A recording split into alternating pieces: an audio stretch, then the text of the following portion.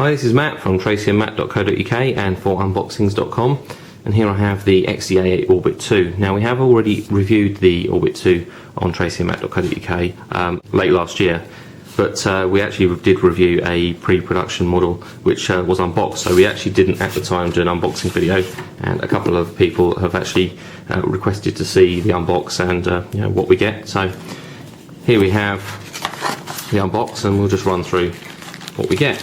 So in this side box we have a car mount, which is a windscreen mount with a rubber suction pad on one end.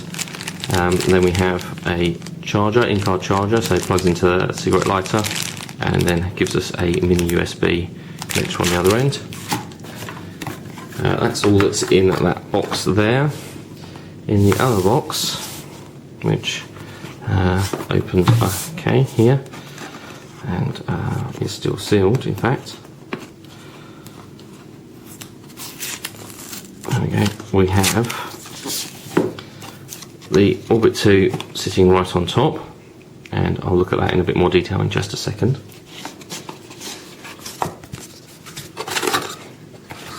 We have a pouch, which is a nice slip style pouch. Looks slightly suede effect. It's just a slip style pouch, so no belt loop or anything like that. We have the battery, which is a 1150 milliamp hour battery. We have a screen protector, which is there. We have our license key for Copilot Live. We have our Orbit software and desktop installer for Copilot Live 7, GPS navigation software manual, and a quick guide to the handset. And we have the warranty card. And on the other side we have a set of headphones, which have a standard 3.5mm jack and pretty average looking headphones. No inline microphone on the headphones themselves. We do then have a headphone adapter, which is pretty cool. So we have a extended mini USB connector on one end, and there is this inline microphone block, which, as I say, has the microphone, has sender end phone keys on the outside, play, pause, fast forward and volume control. There's also a hold lock switch on one side and a mute button.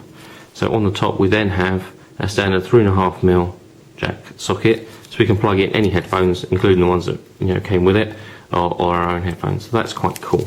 I really like having those sorts of adapters with it. Then we have a standard USB to mini USB connector, and finally a standard mini USB wall charger. So just push all this to one side for a second. We'll take a look at the Orbit II in a little bit more detail. If I just peel off the screen protector. We have a forward-facing VGA camera, and then a 2.7-inch diagonal display, which is a quarter VGA, so 240 by 320. Quite attractive looking design on the front there, very shiny and obviously completely flat, as you can see there, so it makes using your finger rather than a stylus a little bit easier, but you can press right into the corners of the screen, so that's an advantage. We have the phone keys underneath, so the send and end phone keys, Windows key and an OK key. Then we have a jogger, which does roll around and also pushes up, down, left and right as a D-pad, and then a push button in the centre. On the bottom we have the sync charge cable, and also where we plug in our headphones, that's an extended mini USB. And then we have a lock unlock, which actually releases the back cover. We have a dedicated camera button, our micro SD card socket here, a little bit difficult to open, but there we go, use our fingernails, and there is your micro SD card socket with the cover. On the top we just have the power button, and down this side we have a voice notes button and a rocker, which is spring loaded and slides up and down, so that works as volume control and also will actually allow you to scroll through your stuff on screen. Have a stylus, which is not telescopic, it is full length, it's quite solid and slightly weighted, which is quite nice, and it is a decent size to fit in your hand, and that fits quite securely in the cover on the back, and the back cover pops off like so. Our SIM card goes in here, and obviously our battery pops just in there.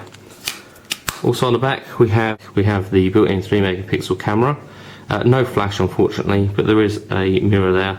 If you want to take self-portraits, pictures of yourself, you can obviously do so. And then there is a grill over a fairly large loudspeaker. In terms of the rest of the spec, only 130 grams, which is quite good. It's 58mm wide, 110 from top to bottom, and 15.5 thick. Windows Mobile 6 Professional.